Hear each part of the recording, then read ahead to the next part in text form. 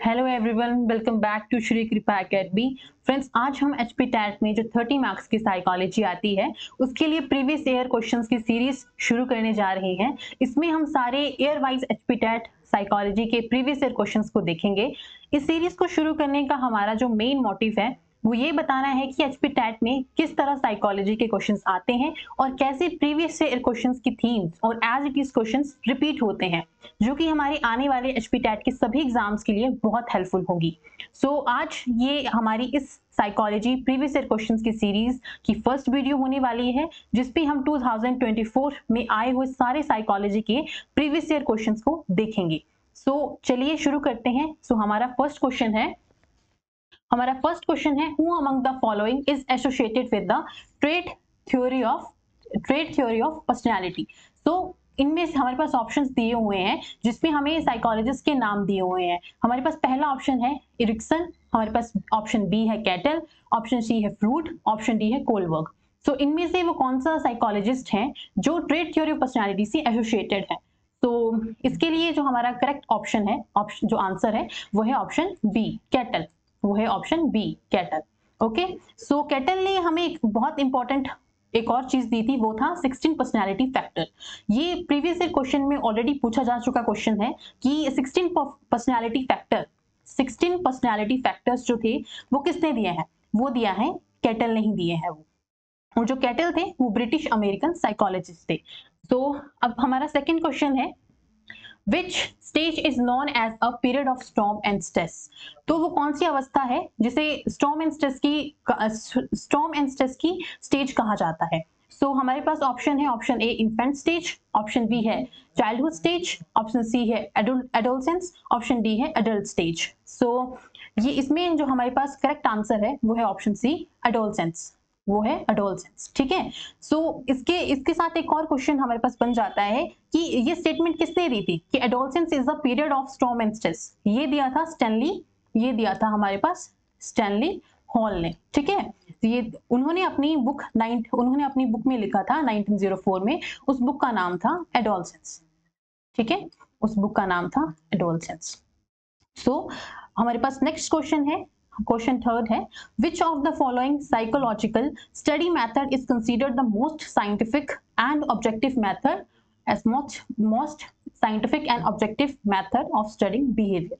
ठीक है, तो हमें पता है कि हमारी साइकोलॉजी में कुछ मेथड्स हैं जिसमें आते हैं हमारे पास, जैसे कि सबसे पहले आता है हमारे पास इंट्रोस्पेक्शन मेथड, सेकंड आता है हमारे पास ऑब्जर्वेशन मेथड, ठीक है, थर्ड आता है हमारे पास एक्सपेरिमेंटल मेथड, फोर्थ आता है हमारे पास डेवलपमेंटल मेथड एंड फिफ्थ आता है जेनेटिक मेथड। ठीक है, ये तो कुछ एक मेथड्स हैं जिनकी हेल्प से हम साइकोलॉजी को कैसे अपनी रियल लाइफ में अप्लाई कर सकते हैं, ये हमें वो बताते हैं। ठीक है, तो हमारे इस क्वेश्चन का जो करेक्ट आंसर होगा वो होगा हमारे पास एक्सपेरिमेंटल मेथड। तो फ्रेंड्स, एक्सपेरिमेंटल मेथड क्या होता है? इस मेथड में हम क्या करते हैं कि किसी इंडिविजुअल पे एक्सपेरिमेंट करते हैं उसकी साइकोलॉजी उसके बिहेवियर को जानने के लिए। ठीक है, तो इसका करेक्ट आंसर जो होगा वो होगा ऑप्शन बी एक्सपेरिमेंटल मेथड। हमारे पास क्वेश्चन नंबर 4 है psychology word is derived from which language? तो साइकोलॉजी जो साइकोलॉजी वर्ड है वो कौन सी भाषा से लिया गया है? तो हमारे पास ऑप्शंस दिए गए हैं। ऑप्शन ए है इंग्लिश, ऑप्शन बी है रशियन, ऑप्शन सी है ग्रीक, ऑप्शन डी है स्पेनिश। तो ये दिया गया है ऑप्शन सी ग्रीक से। हमारी साइकोलॉजी वर्ड है वो ग्रीक लैंग्वेज से लिया गया है। और जो साइकोलॉजी वर्ड है वो 2 वर्ड से मिलकर बना हुआ है। इसमें आता है साइकी प्लस लोगोस। ठीक है, जिसमें साइकी का मतलब होता है सोल और लोगोस का मतलब होता है साइंस। तो इसका पूरा मतलब हुआ साइंस ऑफ सोल। और अलग अलग साइकोलॉजिस्ट ने साइकोलॉजी को अलग अलग डिफाइन किया हुआ है। जैसे साइकोलॉजी जो है वो स्टडी ऑफ सोल है, सोल और माइंड है, या फिर स्टडी ऑफ बिहेवियर है। ठीक है, तो हमारे पास नेक्स्ट क्वेश्चन है, question number 5, first laboratory of psychology was established bye?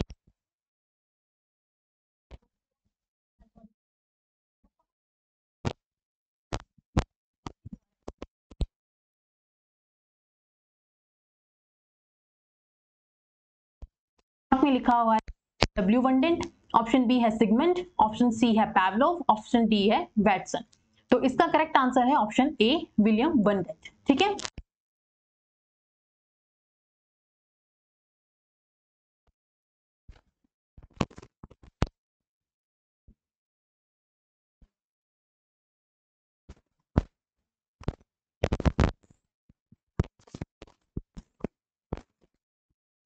जो कि थी जर्मनी में। ठीक है, तो और विलियम बंटियन को हम, ठीक है, तो ये भी इंपॉर्टेंट क्वेश्चन हो जाता है कि फादर ऑफ साइकोलॉजी कौन है, वो है। और फादर ऑफ मॉडर्न साइकोलॉजी कौन है, ये क्वेश्चन भी पूछ लेते हैं कई बार कि फादर ऑफ मॉडर्न साइकोलॉजी कौन है, तो वो है हमारे पास सिगमंड, वो है सिगमंड फ्रूड। ठीक है, वो है सिगमंड। तो नेक्स्ट क्वेश्चन हमारे पास क्वेश्चन नंबर 6 है, major contribution of psychology in the field of education is, कि साइकोलॉजी की सबसे मेजर कंट्रीब्यूशन क्या है एजुकेशन की फील्ड में। तो ऑप्शंस दिए हुए हैं, क्या वो सब्जेक्ट, ऑप्शन ए है subject oriented education, option B है teacher oriented education, option C है activity oriented education, option D है चाइल्ड ओरिएंटेड एजुकेशन। तो इसका आंसर जो है वो सही है option D, option D correct option है, चाइल्ड ओरिएंटेड एजुकेशन। हमें जो साइकोलॉजी है वो एजुकेशन की फील्ड में हमें मेजर कंट्रीब्यूशन यही है, हमें बताता है कि जो हमारी एजुकेशन है वो चाइल्ड सेंटर्ड होनी चाहिए, वो चाइल्ड सेंटर्ड होनी चाहिए, वो चाइल्ड के अराउंड घूमनी चाहिए। ठीक है, हमारे पास नेक्स्ट क्वेश्चन है, as per Lev Vygotsky, dash plays significant role in the development of conceptual abilities among children। ठीक है, तो जो लीव वाइगोत्स्की थे वो एक रशियन साइंटिस्ट थे, वो कौन थे, वो एक रशियन साइकोलॉजिस्ट थे, सॉरी वो एक रशियन साइकोलॉजिस्ट थे। ठीक है, तो ये एक सोशल कंस्ट्रक्टिविस्ट भी थे। ठीक है, सोशल कंस्ट्रक्टिविस्ट भी थे और ये फोकस करते थे सोशल कल्चरल, फोकस्ड ऑन, ये करते थे focused on social cultural aspects पे। ठीक है, इनका कहना था कि बच्चा अपने गैंग का निर्माण कर सकता है, कब कर सकता है, जब वो अपने साथ समाज और संस्कृति के साथ इंटरेक्ट करेगा। ठीक है, वो अकेले अपने गैंग का निर्माण नहीं कर सकता, वो तभी कर सकता है जब वो समाज और संस्कृति के साथ इंटरेक्ट करता है। और कुछ टर्म्स हैं जैसे कि कोलैबोरेटिव लर्निंग, पीर ट्यूटरिंग, ये सब वाइगोत्स्की के रिलेटेड है। ठीक है, तो इनका कहना है कि बच्चा एक दूसरे के साथ ज्यादा सीखता है, वो अपने से बड़ों से ज्यादा सीखता है, एक दूसरे के साथ ज्यादा सीखता है। तो इसका करेक्ट ऑप्शन जो होगा वो होगा ऑप्शन बी, पीर कोलैबोरेशन। ठीक है, नेक्स्ट क्वेश्चन है, what is the IQ of a child whose mental age is equal to the chronological age। ठीक है, तो आपसे इसमें पूछा हुआ है कि IQ of a child पूछा हुआ है, तो इसके लिए एक फॉर्मूला है, वो है mental as upon chronological S multiply by 100। ठीक है, तो हमसे पूछा हुआ है कि हमें IQ बताना है चाइल्ड का जिसकी मेंटल एज भी इक्वल है और क्रोनोलॉजिकल एज भी इक्वल है। तो इसके लिए एग्जांपल ये मान लो कि एक बच्चा है जिसकी मेंटल एज 1 है और क्रोनोलॉजिकल एज भी 1 है, तो इस फॉर्मूला के थ्रू हमने किया तो 1 से 1 कैंसिल हो गया, आ गया 100। तो इसका करेक्ट ऑप्शन आंसर होगा ऑप्शन ए 100। ठीक है, तो नेक्स्ट क्वेश्चन है question number 9, the first stage of memory is. तो मेमोरी क्या होती है फ्रेंड्स, मेमोरी जो वर्ड है वो लैटिन वर्ड मेमोरिया से लिया गया है, जिसका मतलब है रिटेन इन माइंड, याद रखना। तो हमें पता है साइकोलॉजी में मेमोरी की 3 स्टेजेस होती हैं। सबसे पहला होता है एनकोडिंग, फिर उसके बाद आता है हमारा स्टोरेज, फिर उसके बाद आता है हमारा रिट्रीवल, उसके बाद आता है रिट्रीवल। ठीक है, इसमें क्या होता है, एनकोडिंग में क्या होता है कि हम जो इंफॉर्मेशन है उसको एज इट इज लेते हैं और फिर उसको स्टोर करते हैं, और रिट्रीवल जब हम उस इंफॉर्मेशन को जहां हमें जरूरत पड़ती है उसको उसके अकॉर्डिंग यूज करते हैं। ठीक है, तो इसकी फर्स्ट स्टेज पूछी हुई है, तो इसका फर्स्ट स्टेज है, इसकी फर्स्ट स्टेज, तो हमारा ऑप्शन कौन सा हुआ, ऑप्शन ए एनकोडिंग।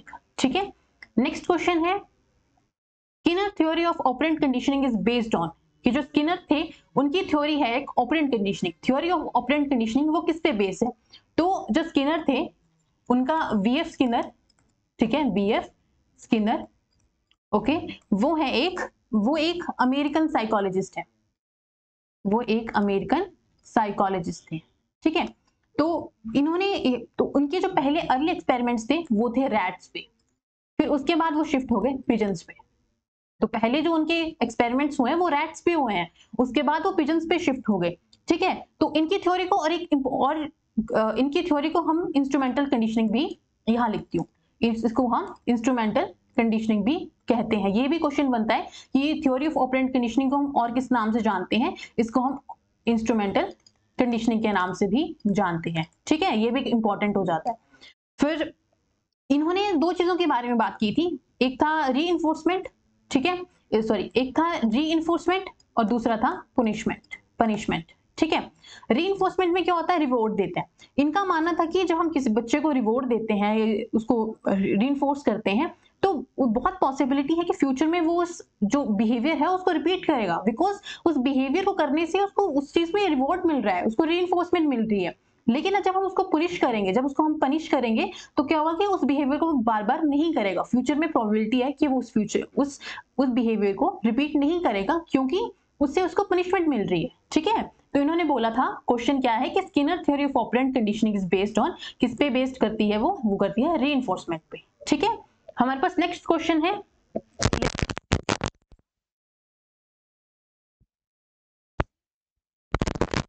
साइकोसेक्सुअल जो थ्योरी है वो किसने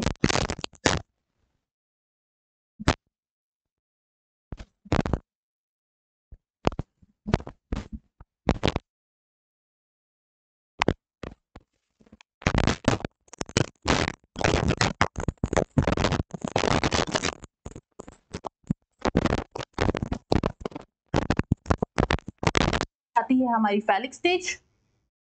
ठीक है, फिर उसके बाद आती है हमारी लेटेंट स्टेज, और उसके बाद आती है हमारी जेनिटल स्टेज। तो हमसे यही पूछा था कि last stage of psychosexual development कौन सी है, वो है जेनिटल। तो इसमें ऑप्शन कौन सा हो गया, ऑप्शन ए करेक्ट हो गया, सॉरी ऑप्शन बी हो गया करेक्ट, जेनिटल स्टेज। हमारे पास नेक्स्ट क्वेश्चन है, question number 12, which of the following is controlled by the thyroid gland. की ऑप्शंस में हमें चार ऑप्शंस दिए हुए हैं और पूछा हुआ है कि कौन सा फॉलोइंग में है जो थायराइड ग्लैंड, जिसे कि थायराइड ग्लैंड जो है वो कंट्रोल करता है। ऑप्शन ए है ग्लूकोज, ऑप्शन बी है इमोशंस, ऑप्शन सी है मेटाबॉलिज्म। तो इसका करेक्ट जो आंसर है वो है option C, metabolism. Metabolism is controlled by the thyroid gland. Okay, so next question है question number 13, learning is dash change in behaviour. तो आप बताइए कि जो लर्निंग है वो क्या है, लर्निंग क्या है, वो परमानेंट बिहेवियर चेंज है, या फिर लर्निंग रिलेटिवली परमानेंट है, टेम्परेरी है, ऑल ऑफ द अबव है। सो जो लर्निंग है वो रिलेटिवली परमानेंट है इन बिहेवियर चेंज। ठीक है, नेक्स्ट क्वेश्चन है 1 मिनट 13 क्वेश्चन।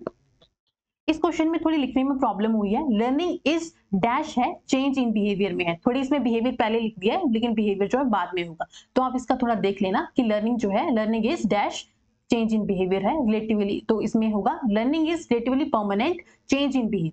ठीक है, सो नेक्स्ट क्वेश्चन है question number 14, for how many seconds short term memory holds information. कि कितने सेकंड्स तक जो शॉर्ट टर्म मेमोरी है वो इंफॉर्मेशन को होल्ड करके रखती है। हमारे पास ऑप्शंस दिए हुए हैं, ऑप्शन नंबर ए है less than 30 seconds, option B है 50 सेकंड्स, ऑप्शन सी है more than 50 seconds, option D है नन ऑफ द अबव। ठीक है, तो हमें पता है कि मेमोरीज में एक शॉर्ट टर्म मेमोरी होती है, लॉन्ग टर्म मेमोरी होती है, फिर उसमें पार्ट्स होते हैं सीमेंटिक मेमोरी वगैरह वगैरह। तो इसमें हमसे पूछा हुआ है कि जो शॉर्ट टर्म मेमोरी होती है वो कितने सेकंड्स तक इंफॉर्मेशन को होल्ड करके रखती है। तो इसका करेक्ट आंसर है option number A less than 30 seconds. Question number 15 पे चलते हैं। क्वेश्चन नंबर 15 है, association between stimulus and response is known as. कि स्टिमुलस और रिस्पॉन्स की जो स्टिमुलस और रिस्पॉन्स है इनके बीच के एसोसिएशन को क्या कहा जाता है। तो इनके बीच के एसोसिएशन को कहा जाता है कंडीशनिंग। ठीक है, तो राइट आंसर है option B conditioning. Question number 16 है, Pavlov belongs to which country.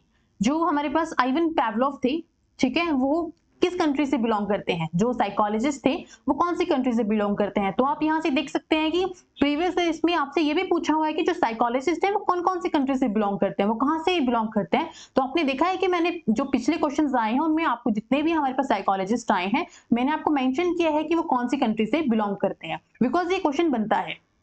ठीक है, तो पैवलोव जो थे वो कौन सी कंट्री से बिलोंग करते थे, वो करते थे, हमारे पास ऑप्शन ए दिया हुआ है जर्मनी, ऑप्शन बी है रशिया, ऑप्शन सी है इंग्लैंड, ऑप्शन डी है अमेरिका।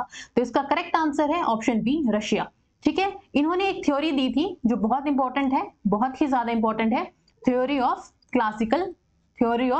Classical conditioning. ठीक है, ये थ्योरी बहुत इंपॉर्टेंट है, थ्योरी ऑफ क्लासिकल कंडीशनिंग। इसका भी क्वेश्चन बन सकता है कि थ्योरी ऑफ क्लासिकल कंडीशनिंग किसने दी थी, वो दी थी पैवलोव ने। और ये भी क्वेश्चन बना हुआ है कि पैवलोव कौन सी कंट्री, पैवलोव जो साइकोलॉजिस्ट थे वो कौन सी कंट्री से बिलोंग करते थे, वो रशिया कंट्री से बिलोंग करते थे। ठीक है, नेक्स्ट क्वेश्चन है जिस्टाल्ट मीन्स। जिस्टाल्ट का मतलब क्या हुआ। जिस्टाल्ट का मतलब हुआ, हमारे पास ऑप्शन दिए हुए हैं, ऑप्शन ए इल्यूजन, ठीक है, जो जिस्टाल्ट है उसका मतलब क्या हुआ, ऑप्शन ए में दिया है इल्यूजन, ऑप्शन बी है परसेप्शन, ऑप्शन सी है होल, ऑप्शन डी है इन्वायरमेंट, ठीक है। तो इसका जो करेक्ट आंसर है वो है ऑप्शन सी होल, ठीक है। इसमें क्या है, इसमें हम ह्यूमन और बिहेवियर, जो ह्यूमन है और जो ह्यूमन है उसमें और बिहेवियर को एक साथ देखते हैं, एज अ होल देखते हैं, ठीक है। और इसमें और इंपॉर्टेंट क्वेश्चन बनता है कि फादर ऑफ जिस्टाल्ट साइकोलॉजी कौन थे, जिस्टाल्ट साइकोलॉजी कौन थे, वो थे मैक्स वर्थीमर। इंपॉर्टेंट क्वेश्चन है, वर्थीमर, ठीक है। हमारे पास नेक्स्ट क्वेश्चन है, 18th क्वेश्चन है, pituitary gland is also known as, कि पिट्यूटरी ग्लैंड को और क्या कहा जाता है। हमारे पास ऑप्शन ए है सिंपल ग्लैंड, ऑप्शन बी है स्पेसिफिक ग्लैंड, ऑप्शन सी है मास्टर ग्लैंड, ऑप्शन डी है ऑल ऑफ द अबव। तो इसका करेक्ट आंसर है master gland, option C master gland, ठीक है। हमारे पास 19th क्वेश्चन है, how many subtest are in भाटिया's बैटरी टेस्ट। तो भाटिया बैटरी टेस्ट जो है वो 1955 में वाई सीएम भाटिया द्वारा डेवलप किया गया था। और ये डेवलप क्यों किया गया था कि जो to test the intelligence of Indian population जिनकी एज है 11 टू 16 साल, जो 11 टू 16 साल की इंडियन पॉपुलेशन है उनकी इंटेलिजेंस को मेजर करने के लिए, ठीक है, उनकी इंटेलिजेंस को मेजर करने के लिए, ओके। और ये एक ऐसा टेस्ट है, मैंने बताया कि जो मेजर करता है बच्चों की और जो लेस एजुकेटेड हैं और जो बिल्कुल इरिटेट इंडियंस हैं उनकी इंटेलिजेंस को ये मेजर करता था, ठीक है। सो इसमें पूछा हुआ है कि इसके सब टेस्ट कौन से हैं। तो ऑप्शन ए है 5, ऑप्शन बी है 4, ऑप्शन सी है 3, ऑप्शन डी है 2। तो इसमें जो सब टेस्ट आते हैं वो आते हैं 5, तो इसका ऑप्शन ए करेक्ट है, ऑप्शन ए 5, जिसमें आते हैं कोह ब्लॉक्स, सबसे पहले आता है इसमें कोह ब्लॉक्स का आता है, कोह ब्लॉक्स का आता है, फिर उसके बाद आता है हमारे पास एलेक्जेंडर्स, फिर आता है पैटर्न ड्राइंग टेस्ट, फिर आता है इमीडिएट, फिर आता है इसका इमीडिएट मेमोरी, फिर आता था इसका पिक्चर कंस्ट्रक्शन टेस्ट। तो मैंने ऊपर से इसका थोड़ा आपको जनरल आइडिया दे दिया था कि इसमें कौन से 5 सब टेस्ट थे, ठीक है। सो हमारा नेक्स्ट क्वेश्चन है 20th question, who made paper pencil test of intelligence. ये जो पेपर पेंसिल टेस्ट है जो इंटेलिजेंस के लिए है वो किसने बनाया था, ठीक है। तो इसके लिए हमारे पास ऑप्शन ए है टर्मन ने, ऑप्शन बी है वेचलस ने, ऑप्शन सी है विने ने, ऑप्शन डी है गोडर्ट ने। तो इसका जो करेक्ट ऑप्शन है वो है विने ने, ऑप्शन सी विनेट ने, ठीक है। फिर हमारे पास क्वेश्चन नंबर 21 है एजुकेशनल साइकोलॉजी। ये एजुकेशन साइकोलॉजी जो है, education psychology is a science of, ठीक है, education psychology is a science of किसकी है, ऑप्शन ए है एजुकेशनल साइकोलॉजी, ठीक है, ऑप्शन बी है एजुकेशनल प्रिंसिपल, ऑप्शन सी है ह्यूमन बिहेवियर, ऑप्शन डी है नन ऑफ द अबव। जिसका राइट आंसर है human behaviour. So educational psychology is a science of human behaviour. Important question है, ध्यान में रखना। क्वेश्चन नंबर नेक्स्ट चलते हैं, क्वेश्चन नंबर 22 पे। इसमें हमारे पास एक स्टेटमेंट दी हुई है, educational psychology is the branch of psychology which deals with teaching and learning. तो हमारे पास ये साइकोलॉजी के पेपर में स्टेटमेंट्स भी आती हैं। तो ये स्टेटमेंट किसने दी हुई है, हमसे ये पूछा हुआ है। तो इसके लिए हमारे पास ऑप्शन दिए हुए हैं, ऑप्शन ए है वुडवर्थ, ऑप्शन बी है स्किनर, ऑप्शन सी है सिम्पसन, ऑप्शन डी है पैवलोव। तो किसने ये स्टेटमेंट दी हुई है, ये दी हुई है हमारे स्किनर में, ठीक है। तो हमारा आंसर बी, हमारा ऑप्शन बी सही है, स्किनर, ठीक है। नेक्स्ट क्वेश्चन है question number 23, the two factor theory of intelligence was given by. तो ये two factor theory of intelligence किसने दी है। और हाँ, आप इस क्वेश्चन से ये भी पता लगा सकते हैं, अभी तक जितना पढ़ाया, कि साइकोलॉजी के पेपर में बहुत सारी थ्योरीज पूछी हुई है, कि एक तो आपसे पूछा हुआ है कि थ्योरी किसने दी है, क्या होती है, तो आपको थ्योरीज पे ज्यादा ध्यान देना है, ठीक है। तो हमसे पूछा है इसमें कि two factor theory of intelligence किसने दी है। इसके लिए ऑप्शन ए है अल्फ्रेड एडलर ने, ऑप्शन बी है अल्फ्रेड बिनेट ने, ऑप्शन सी है स्पीयरमैन ने, एंड ऑप्शन डी है नन ऑफ द अबव। तो इसके लिए जो हमारे पास करेक्ट आंसर है वो है ऑप्शन सी, स्पीयरमैन ने, ठीक है। ये एक इंग्लिश साइकोलॉजिस्ट थे। बिकॉज हमने देखा ना कि हमें ये भी पता करना पड़ता है, हमारे लिए ये जानना भी इंपॉर्टेंट है कि वो साइकोलॉजिस्ट कौन से कंट्री से बिलोंग करता है, बिकॉज इस पे भी पिछली बार क्वेश्चन पूछे हुए हैं, ठीक है। सो टू फैक्टर थ्योरी जो है वो 2 कंपोनेंट से बनी हुई है। एक जो है वो है जनरल इंटेलिजेंस, जनरल इंटेलिजेंस, जिसको हम जी फैक्टर बोलते हैं, ठीक है। एंड सेकंड कौन सा है? सेकंड है specific ability, specific ability, okay, जिसको हम क्या बोलते हैं? जिसको हम एस फैक्टर बोलते हैं। तो ये भी ध्यान में रखना, आपसे पेपर में पूछ सकता है कि two factor theory of intelligence जो है वो कौन से टू फैक्टर से मिलकर, टू कंपोनेंट से मिलकर बनी हुई है। तो आप याद रखना, एक है जनरल इंटेलिजेंस जिसे हम जी फैक्टर बोलते हैं, और दूसरा है स्पेसिफिक एबिलिटी जिसे हम एक्स फैक्टर बोलते हैं, ठीक है। तो नेक्स्ट क्वेश्चन है 24 question, how many stages of psycho social development, how many stages of psycho, how many stages of psycho social development were described by Ericsson.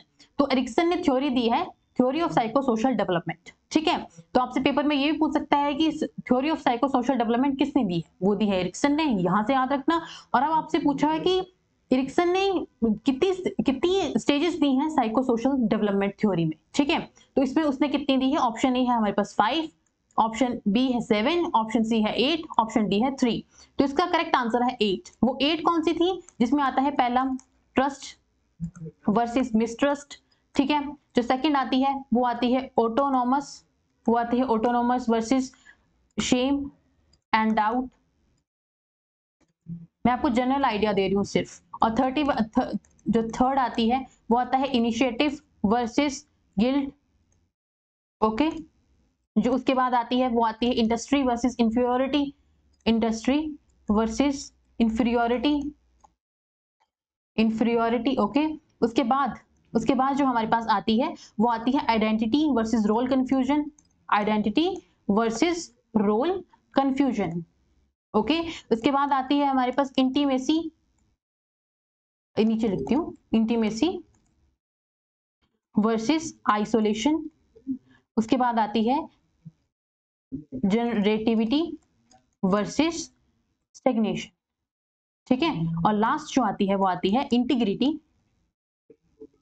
Integrity versus despair, ठीक है। तो ये हमारे पास उन्होंने 8 स्टेजेस दी थी theory of psycho social development में। और हमें इस थ्योरी में हमें ये भी याद रखना है कौन कौन सी 8 थी वो, और इनकी एज भी याद रखनी है, जो हम फिर कभी डिस्कस करेंगे, ठीक है। हमारे पास नेक्स्ट क्वेश्चन है, question number 25, laws of learning are given by. जो लॉज हैं लर्निंग के वो किसके द्वारा दिए गए हैं? कौन से साइकोलॉजिस्ट के द्वारा दिए गए हैं? इसके लिए ऑप्शन ए है थॉर्नडाइक, ऑप्शन बी है स्किनर, ऑप्शन सी है थर्स्टन, ऑप्शन डी है पैवलोव, ठीक है। तो किसके द्वारा दिए गए हैं? हमें पता है हमारे थ्री लॉज होते हैं लर्निंग के, मेन लॉज, जिसमें सबसे पहला आता है लॉ ऑफ रेडीनेस, ठीक है। उसके बाद आता है लॉ ऑफ एक्सरसाइज, उसके बाद आता है लॉ ऑफ इफेक्ट, ठीक है। तो ये किसने दिए हैं? ये दिए हैं ऑप्शन ए थॉर्नडाइक ने। करेक्ट आंसर हो गया ऑप्शन ए थॉर्नडाइक ने। नेक्स्ट क्वेश्चन है question number 26, each X cell has a chromosome. तो इसके लिए हमारे पास ऑप्शन क्या होंगे? ऑप्शन ए है एक्स, ऑप्शन बी है वाई, ऑप्शन सी है XX, ऑप्शन डी है YY। तो इसके लिए हमारे पास जो करेक्ट आंसर हो गया, करेक्ट ऑप्शन ए एक्स, ठीक है। नेक्स्ट क्वेश्चन है क्वेश्चन नंबर 27,